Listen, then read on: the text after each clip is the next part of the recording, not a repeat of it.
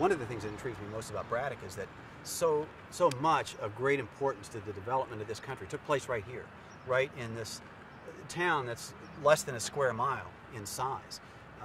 Just maybe a half mile or so over this way, General Braddock brought the British Army over, waded across the river, because you could wade across the Mon River at the time, it was so shallow, waded across the Mon River with George Washington, who I think at the time was 23 years old, a young officer in Braddock's army. They crossed the river up here and marched right up this hillside and into an ambush of French and Indian soldiers. And you're talking about 1,400 soldiers. And this was my understanding of this army, is that it was considered an elite.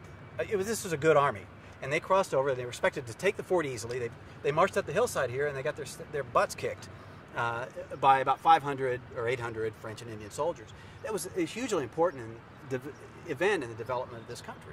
The French and Indian War, I think, has been called the First World War, and a key event of that took place right here, right up the hillside. Maybe a half a mile up this hillside.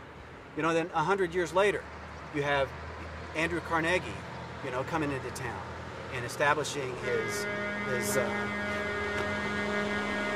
you want me to continue? Or? You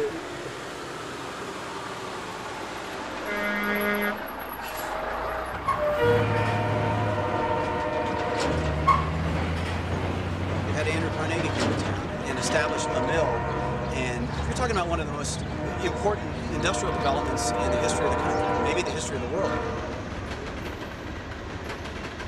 What price did Braddock pay for being such an integral part of this country?